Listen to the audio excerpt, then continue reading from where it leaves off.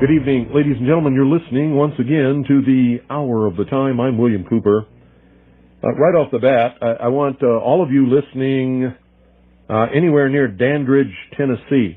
We got a little emergency there, and I need anybody living near Dandridge, Tennessee, to call me after. Listen to me very carefully. After, not during the broadcast.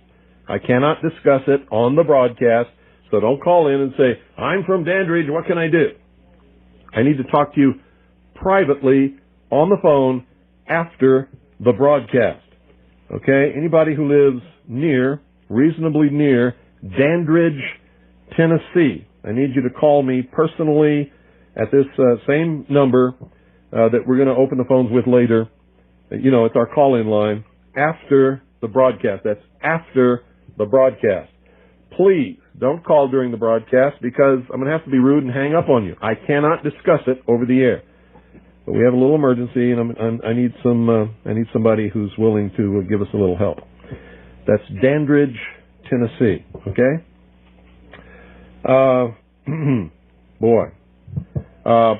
Let me tell you right now that you're lucky to be hearing me live tonight because last Friday I get calls from several different people who are on their way here. And all this week we're going to be meeting and making some decisions and some plans. And I will not be live on the air again after tonight until July the 3rd. You'll be hearing reruns on WBCQ, tomorrow night through July the 2nd. And then I will be back live July the 3rd. For those of you listening in the Round Valley, there will be no broadcast of the Hour of the Time in the Round Valley again after tonight until July the 3rd.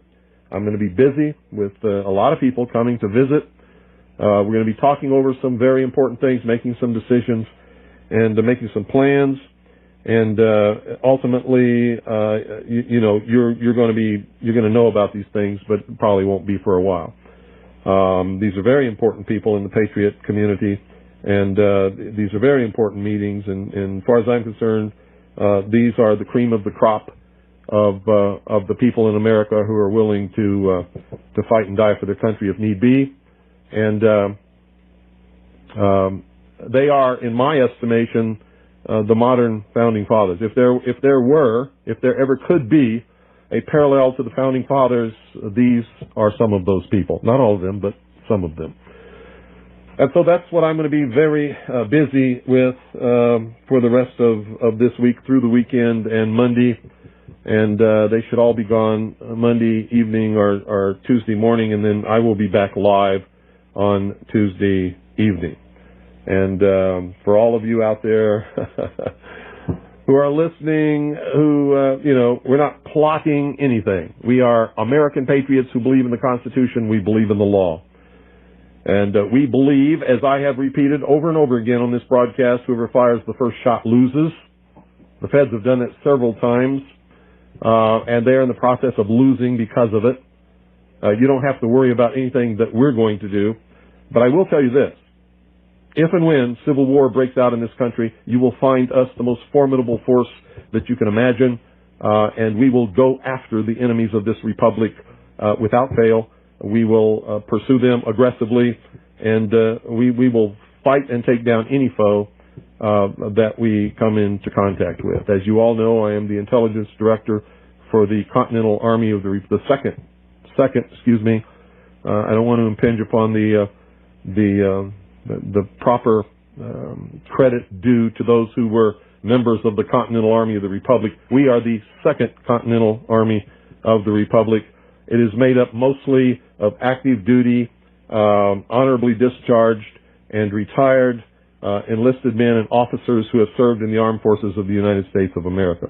So that should give you some idea of what we might be capable of. We are not planning, nor do we, or will we, ever take part in any revolution. When you hear the word revolution, the word masses, the word, lots of these little code words, those are communists speaking. And believe me, you don't want to take part in a revolution in this country. You want to take part in a restoration, which is exactly what we intend to do. We will restore a constitutional Republican government in this country. We will do it with the moral high ground. We will never fire the first shot. But when the first shot is fired, I guarantee you there will never be another Waco. These things are not going to occur in this country again. But the powers that be, that plot these things, that plan them and carry them out, they can't resist it. And so eventually they will fire the shot that will be, once again, like at Lexington and Concord, heard round the world. And when that happens, we will take them to task in earnest. And believe me, we will take them down, and we will restore constitutional Republican government in this country. And lest you misunderstand what I'm saying, I don't care what you believe in or who the hell you think you are. Listen to me very carefully. Patriots are everywhere, and they outnumber the scum-sucking socialist communists in this country. Not only that, but we have guns and they don't, because they don't believe in it. We're willing to die for what we believe in, and they're not. We will win, simply because of these things, if nothing else. And there are patriots everywhere. If you think you're safe revealing that you're an enemy of this republic, you better think twice, because your secretary might be a patriot. The person you're talking to might be a patriot pretending to be a socialist.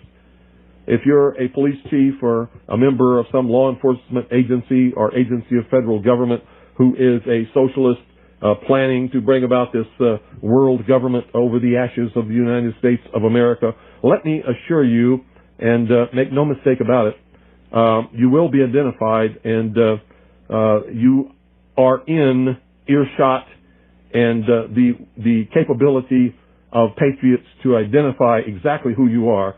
And Madame Defarge, ladies and gentlemen, is knitting furiously. Ladies and gentlemen, have you been paying attention to the news lately? After the anniversary of the Oklahoma City bombing, we were bombarded with anti-patriot, anti-militia, anti-constitutionalists, that's people who believe in the Constitution for the United States of America, anti-American propaganda. And then when the execution of Timothy McVeigh occurred, once again, prior to and immediately following, the same thing occurred again, and this word extremist was used over and over and over and over and over and over and over and over and over and over again. And now we're being bombarded with messages that Osama bin Laden is planning to attack the United States of America and Israel. And I'm telling you, be prepared for a major attack. But it won't be Osama bin Laden. It will be those behind the New World Order who once again want to take the guns and the freedom away from the American people, because we're the only ones left in the world who can oppose the destruction of freedom in the world and the implementation of a one-world totalitarian socialist government, and that is the goal. Now, how stupid can you be to believe that Timothy McVeigh was the mastermind of the destruction of the Alfred P. Murrah Federal Building in Oklahoma City, and just he and Terry Nichols, who appears to be somewhat of a fool, plotted, planned, obtained all the different materials, put together a bomb of such force that it brought down what we call in the military a hard target, a target held up by steel, reinforced, concrete, columns, and he had no help. No help. And that there really was no person called John Doe number 2, that was all a mistake, and the drawings and the pictures they put out were not real people, and that was all a mistake.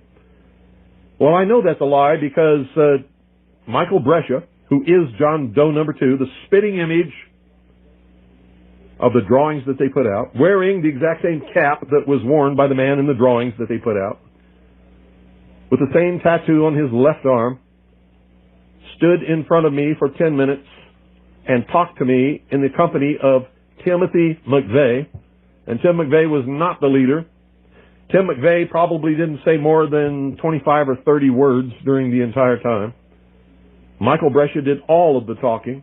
And the last thing he said before they left in their green Mercury Marquis station wagon with a puke yellow interior was, "Watch Oklahoma City."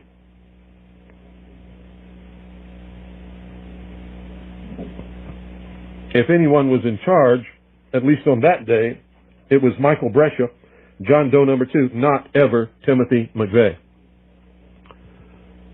They told us during that conversation that they were setting out on a mission to make things better in this country, and that they had the approval of the United States Army, who had implanted them with computer chips, had given them their blessings, and knew exactly where they were and what they were doing all the time. Michael Brescia showed me a place behind his left shoulder and said there was a computer chip that had been implanted under his skin by the United States Army. I felt it. There was something under his skin. Without a doubt, it was hard. It felt like it was square. It wasn't very big. But I do not personally know what it was. Timothy McVeigh said he had one implanted in his buttock and wanted me to confirm that it was actually there. I declined for obvious reasons. I wish today that I had not been so squeamish. I wish that I had personally checked his buttock to make sure that there was indeed something implanted where he said that it was. But I did not. So I cannot vouch that there was anything in Timothy McVeigh's buttock, but there definitely was something behind Michael Brescia's left shoulder. Now, lest you think that I'm making all of this up, there were a total of 8 people, including me, not counting Timothy McVeigh and Michael Brescia, in the research center when Tim Lesperance brought them in to introduce them to us. Tim Lesperance is one of those people. His son Peter was there. His wife Katie runs Katie's Country Kitchen. Used to be in St. John's. I believe it's now in Snowflake, Arizona. Granny Ghostling was there. She was in her 80s. I don't know if she's still alive or not. I pray and hope that she is. But then she was in poor health, so she may have died since then.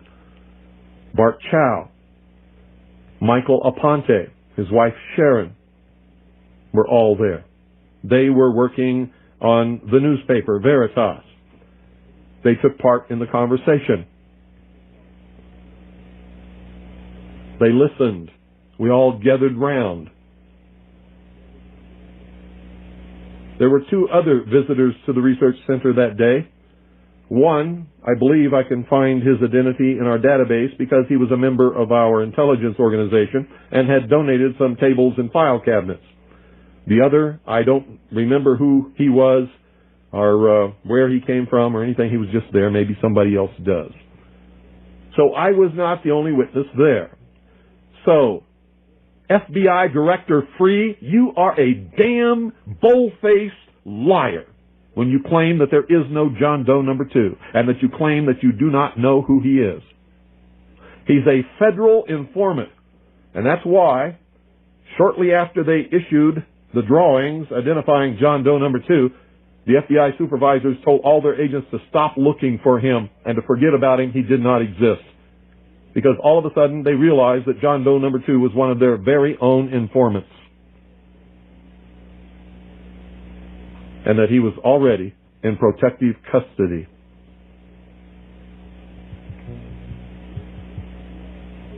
Louis Freeh, you are a bold-faced liar. The FBI is a subversive organization, has been for many, many years. They are a partner in taking down this country. Timothy McVeigh did not plan, nor did he put together, nor did he blow up the Alfred P. Murrah Federal Building, although he was a witting fool recruited by someone on the grounds of patriotism. I'm sure he was told that he was going to help squash internal dissidence and terrorism in this country. I'm also sure that he didn't believe that the bomb was really going to go off. I'm certain, just as sure as the day I'm standing here, that he probably believed that if it did go off, it would go off before anyone reported to work, or he believed that it would never go off at all. Why would he take credit for it when he's on death row and he knows he's going to be executed? Hell. Why not at that point? But I don't think he did it for that reason. I think he played his role right to the very end, and I think the reporter that reported what she saw and the other reporters who said they never could tell if Timothy McVeigh actually died or not. There was never a point where they could tell that he was dead. And she said that even after, listen to me, even after he was pronounced dead, he was still breathing. He was still breathing. Dead men don't breathe. No coroner, no doctor, nobody in the world can explain that. Nobody. Now we know that she is changing her testimony because somebody got to her and she's scared. And you can hear it in her voice. I spoke to her personally. And as soon as I brought up the subject, you could hear her voice changed and there was fear, deadly fear in her voice.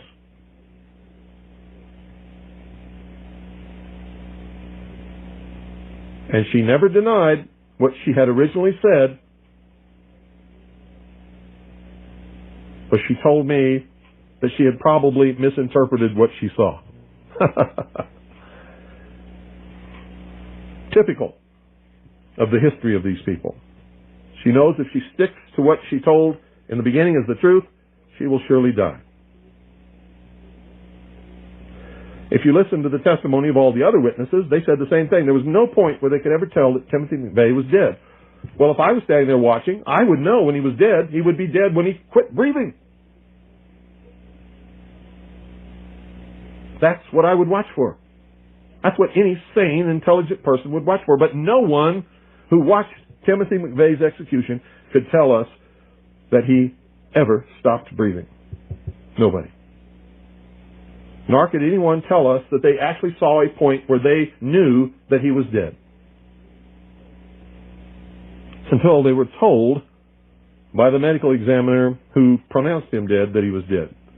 And then they believed it only because he told them, not because they had any proof that it was true. There was no autopsy. The body went straight from the prison, or so they tell us, to a morgue where it was instantly cremated. How could they do that in a state that requires all homicides to be autopsied? What is a homicide? Any death brought about by the hand of man, including executions. Whoa! How about that? Did you know that the state wherein he was executed requires all homicides to undergo an autopsy? Yet that did not happen in that state. Why? Because the feds claimed jurisdiction and it was not a state execution. Now, get this, folks. The feds have no jurisdiction over anything that happened in Oklahoma City on April the 19th, 1995. Period. The ground that the federal courthouse sits upon, or the federal building, I should say, was never deeded and ceded by the legislature of the state of Oklahoma to the federal government. Therefore, the federal government had no jurisdiction whatsoever over that crime.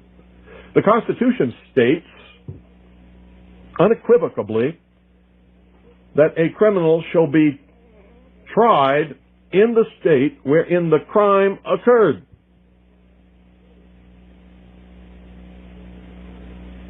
Yet he was tried in Colorado. Where was he executed? He wasn't executed in Oklahoma or Colorado.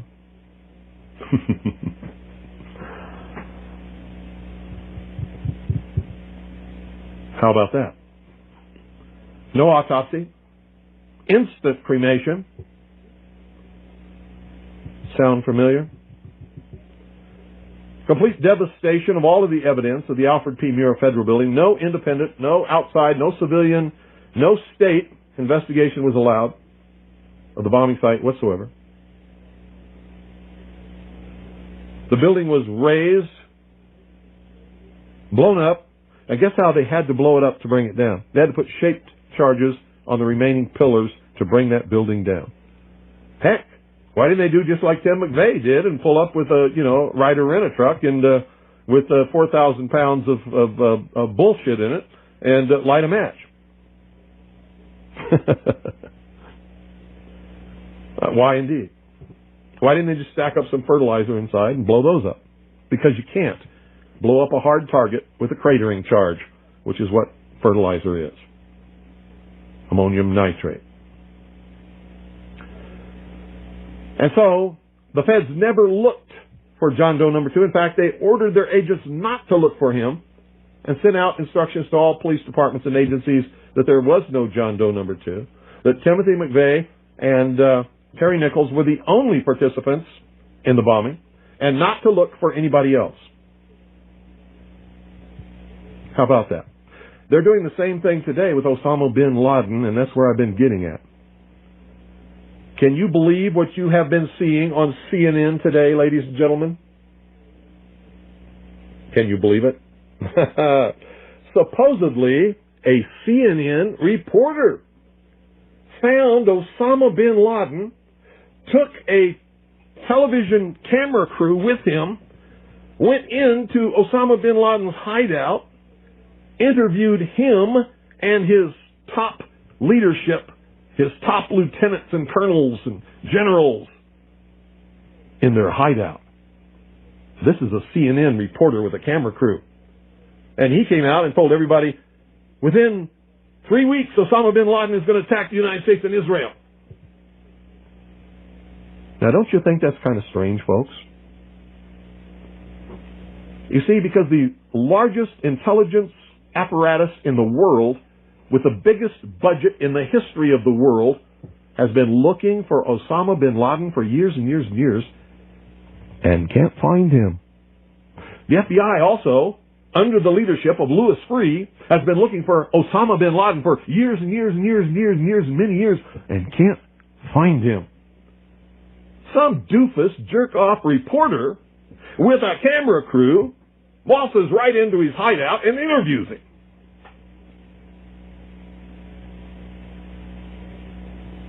And you know what his budget is? Zip, zilch, nothing. Now, that tells us two things. Either everyone in the intelligence community and all of the intelligence agencies of the United States government are blithering idiots and incompetent fools, including the entire apparatus of the FBI and all of their personnel, or they're lying to us. They're not looking for him at all. And the second is the truth. You see, the CIA created Osama bin Laden. They recruited him. They trained him. They found his leadership. They brought them all together. They showed them how to fight the Soviet Union in Afghanistan, and when that was over, they still continued to fund him and train him, and they're now using him to help bring about world government by making him the big boogeyman, because they can't use Saddam Hussein anymore. Did you ever hear of Osama bin Laden before you heard of Saddam Hussein? When did you start hearing of Osama bin Laden? It was after Saddam Hussein and Iraq were supposedly neutralized in the Gulf War, because they needed a new boogeyman. But they're not looking for Osama bin Laden, because I'm telling you right now, if I were the head of the Central Intelligence Agency, within 2 weeks I would have him dead or in custody without fail. Without fail.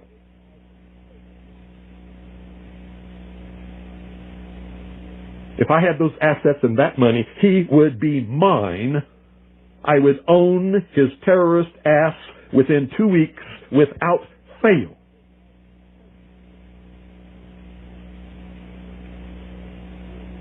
A reporter from CNN and his little camera crew got in to Osama bin Laden's secret hideout and conducted an interview. If you don't believe me, tune into CNN. They're probably running it right now as I'm speaking.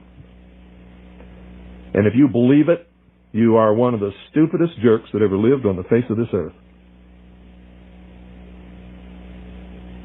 And whatever's going to happen that they're going to blame on Osama bin Laden, don't you even believe it. Another social illusion, social engineering project to change the minds and the attitudes and the beliefs of the people of the world, and especially the United States, to bring about one world socialist totalitarian government. Can you believe what they were saying for a while? That Timothy McVeigh, the CIA, the NSA, the FBI, the Defense Intelligence Agency could not find Osama bin Laden in their wildest dreams.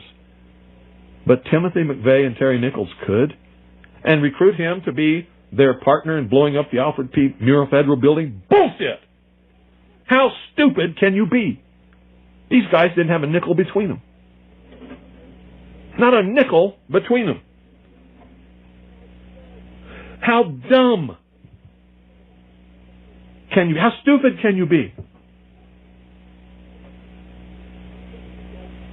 Put me in charge of the CIA. I guarantee you I will have him in custody in 2 weeks flat. Or dead. Take your pick. Take your pick. Give me that budget, those resources, those personnel. I guarantee you he will be mine in 2 weeks. And you know what? If I had a few loyal, good Americans who were willing to donate enough money, certainly not even a drop in the bucket compared to what they really have in these intelligence agencies to really go after him, I could still have him in 2 weeks.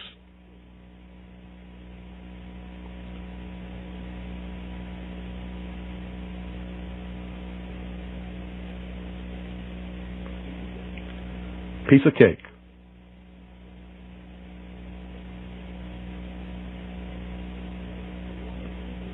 So why do all these fools believe this charade?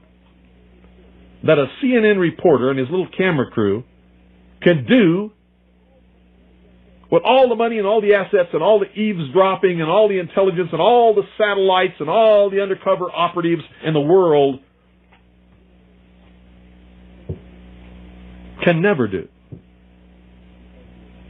It's because they're not trying. They don't want to. Osama bin Laden is their creation, and he is serving them well. When in hell are all you people going to wake up? Are you kidding me? I mean, is this some kind of incredible joke that people are so stupid they'll fall for this? Do you know how much money the CIA and the National Security Agency and the FBI has at its disposal each year? Do you know how many agents they have that they can devote to this? Do you realize the technology that they have to be able to eavesdrop on every single conversation in the world? No matter how it's transmitted? And pinpoint the location of every one of those transmissions. And they can't find Osama bin Laden, but some CNN reporter, he just waltzes right on in there with his camera crew. Just like he knew where they were all the time. Bet you it was the CIA that sent him there. I told him where he was. And of course they know where he is because they created him. They're the ones that are funding him and backing him and helping him to create their new utopian world. Hitler could not have ever come to power, absolute power in Germany, without the Reichstag fire. Hitler was a socialist. He understood socialism. He understood social engineering. He knew how to get the support of the German people, and he did it by burning down the Reichstag. The Reichstag was, well, in our country, it would be the Capitol building that contains the Senate and the House of Representatives. So if somebody were to go and burn down the Capitol building today, they would use that as an excuse, as Hitler did, to round up all of the enemies of the New World Order, which would be me and most of you listening, and throw us into prison or execute us, declare martial law, and come to absolute and total power in this country. I wonder what Osama bin Laden's targets are supposed to be. And if they don't, if this doesn't materialize in the next 2 or 3 weeks, it will eventually materialize because they haven't succeeded in getting the guns out of the hands of the American people, nor have they succeeded in taking our freedoms away. In fact, there's been a great awakening in this country and a big backlash against these Marxist, communist, puke-faced, lying, subversive, Nazi, jackbooted Gestapo thugs that is gaining momentum. And so I can tell you with a certainty, they must do something terrible in order to stop this backlash and regain the sympathy of the mass herds of sheeple out there.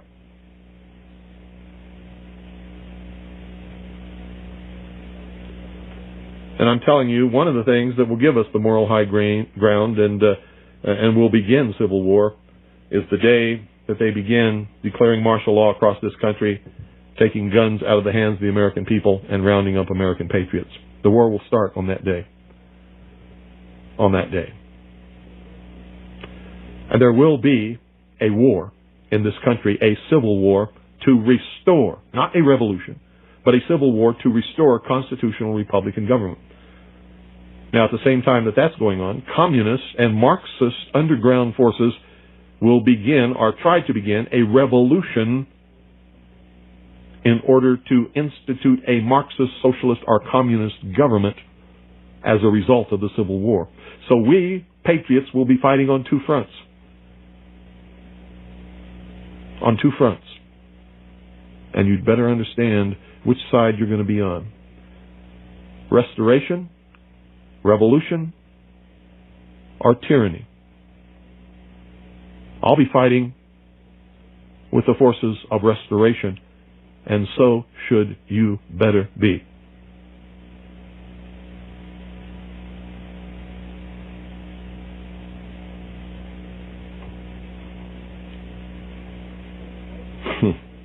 And supposedly we're not the only nation searching for Osama bin Laden. So the vast economic resources, the vast technological resources, the vast personnel resources, the vast networks and intricate web spun over all these years by the CIA, the FBI, and the NSA can't find Osama bin Laden, but CNN can? Bullshit. Timothy McVeigh and Terry Nichols could? Bullshit. So many people in this country have their heads so far up their ass, I doubt very seriously if they will manage to extricate it before they suffocate.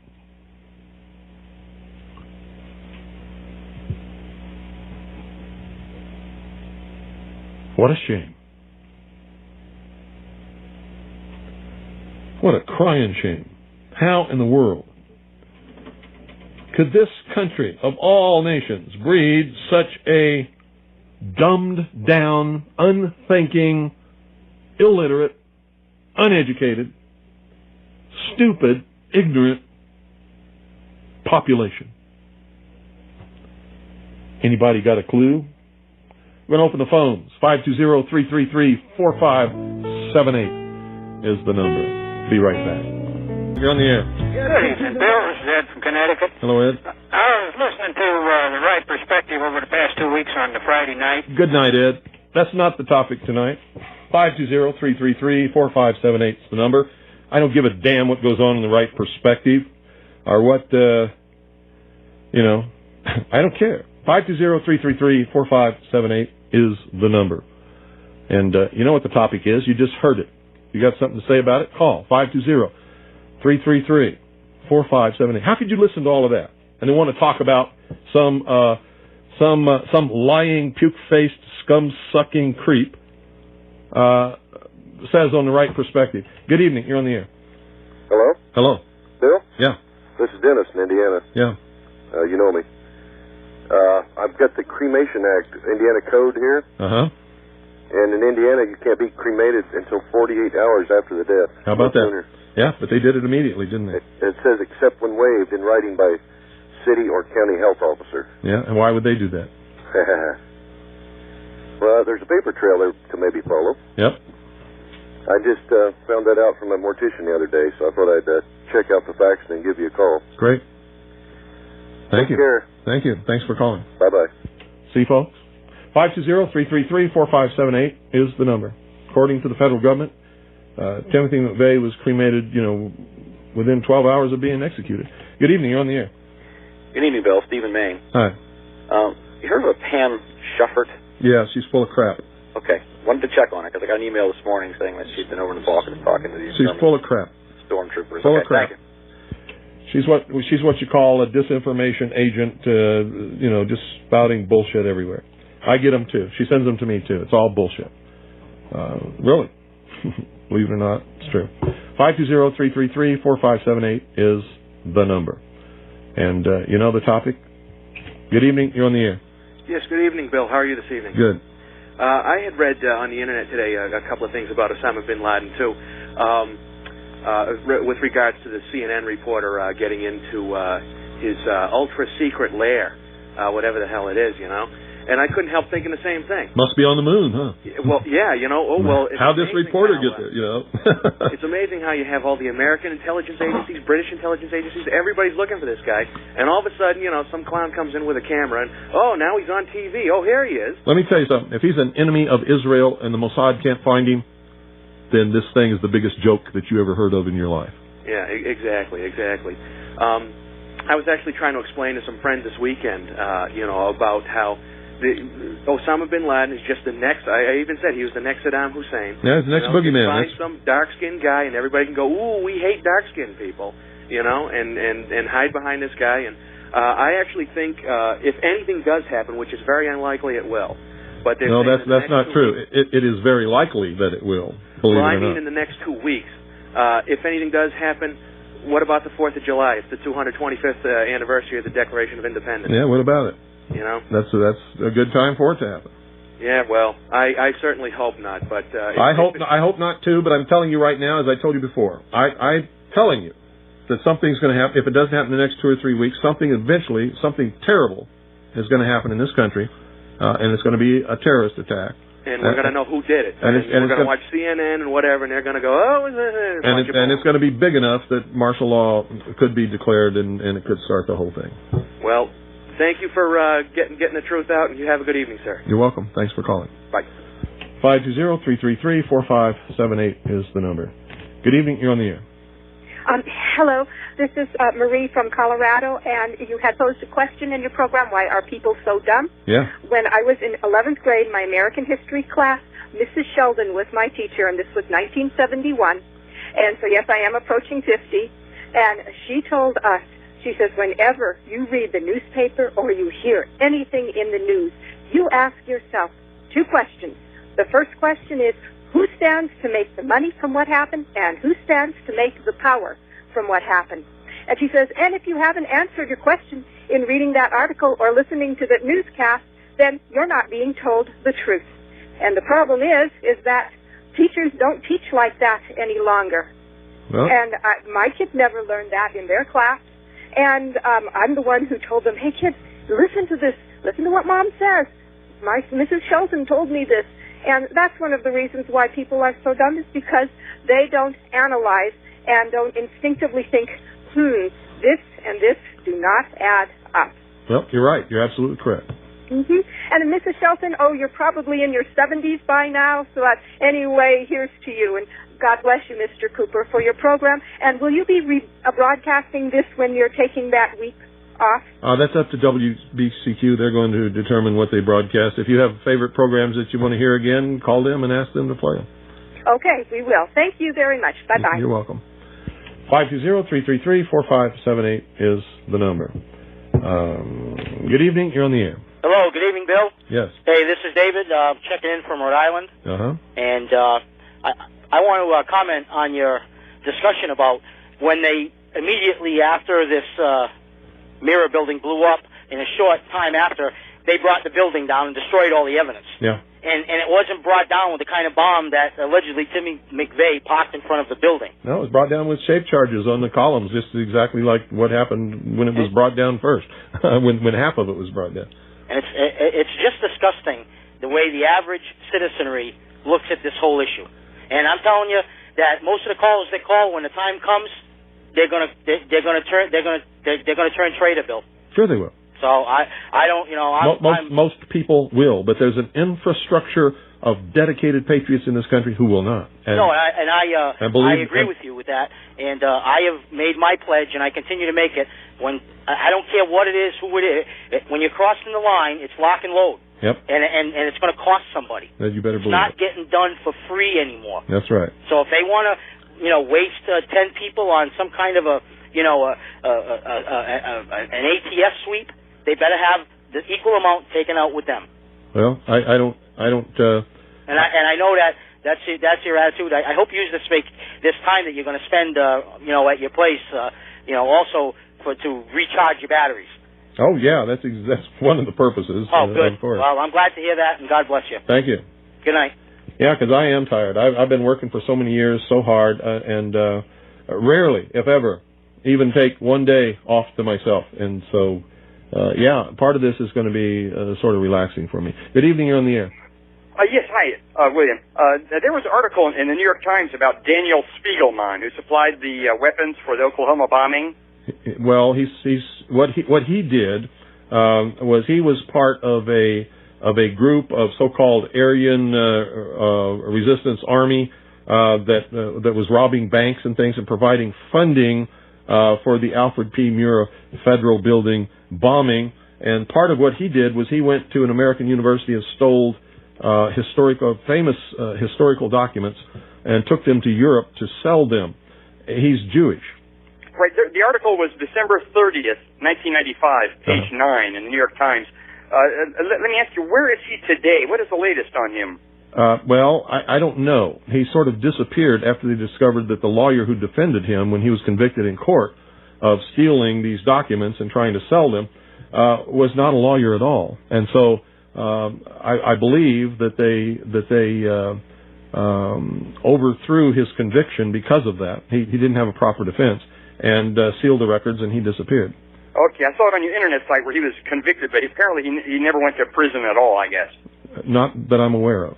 Yeah, they just let him go. It's probably the Israeli Mossad. I think he's with. Well, I think this was a combination of the CIA, the FBI, the Israeli Mossad, the BATF, and several other the German intelligence for sure, because Andreas Strassmeyer was a part of this. He's another Jewish man who was a member of the German intelligence structure, who was instrumental in planning the whole thing. Right. Well, our government may as well be the Mossad, and Capitol Hill is Israeli-occupied territory. What you have to understand is this is not leading toward an Israel of the world. It's leading toward a Marxist socialist utopian, or they believe it's utopian. It's going to be like the old Soviet Union world government. Whenever the media covers something up real well like this, the way they let Spiegelman go like that, you know it's the Jews who are behind it. No, we don't know it's the Jews behind it, and I've never said that, and neither should you. George Bush is certainly not a Jew, but he's a part of it. Right, he works for them. Yeah, they put him in office. No, it's not that he works for them. You don't understand the structure of the organization that is actually bringing apart world government. The reason that they're able to recruit so many Jewish people to be a part of this is the Jews have never allowed themselves to assimilate as citizens, really, of any country. They're always Jewish. They always separate themselves. They always look forward to next year in Jerusalem. They believe themselves to be a part of a world, and they want to bring about a world government. So they're sympathetic to this whole one world government ideal. But the people at the heart and soul of all of this, and there are a lot of Jewish people involved, are what's called the Illuminati. But none of them are Jews. None of them are Catholic. Not a single one of them are what you would call Protestant or Buddhist or anything else. They believe that man is God. They believe in the humanist religion. They pretend to be Jews. They pretend to be Catholics. They pretend to be Protestants. They infiltrate religions and organizations and governments. They take over and destroy from within. Yeah, but the problem that we're faced with here, though, if you look at the executive news directors at all three television networks, then including CNN now, which belongs to Jerry Levin of Time Warner, you look at the head of the New York Times, Sulzberger, Catherine Meyer. You're going off on a tangent here, and you're wrong. They're not Jews. Jew is a religion, not a race. Right, I agree. But you're not listening to me. Those people who are involved in bringing about one world government do not believe in any religion. In fact, their goal is to destroy all existing religions, including the Jewish religion. Well, the definition of a Jew is a difficult thing. Some people think it's part race. Some people think it's part religion. Excuse me. Jew is not a race. It is a religion, always has been. If Jew was a race, every Muslim and every member or follower of the Prophet Muhammad who are Semites would also be Jews, and they're not. Okay, you, sir, are uneducated. Okay, I agree. Let's say that I agree with your definition of a Jew. The problem is you have no choice. Okay, the problem is they're running all of our mass media, and they're killing this country. They're not. You're wrong again. They're not running all of our mass media. Hollywood. All the major publishing. Excuse me. Those are all aren't they corporations? See, that's the buzzword, corporation. Excuse me. Aren't they all corporations? It's Jewish corporations. Excuse me. Aren't they all corporations? Furthermore, it's Jewish corporations. Answer my question, you dumb jerk. Are they corporations or not? Yes, but if they're corporations and all you Aryans wanted to gain control, all you have to do is buy the stock and take over the country. Good night, you stupid jerk. God, I'm so tired of stupid dummies. If you want to control Hollywood, buy the stock, dummy, and take over. Whoever owns the stock chooses the board of directors, chooses who runs the corporations, chooses what movies they make, chooses what goes on television. You don't even understand your own system. If the Jews own it, it's because you elected not to participate and you gave it to them. And let me ask you this. Who sold it to them in the first place? How'd they gain control of everything if what you're saying is true?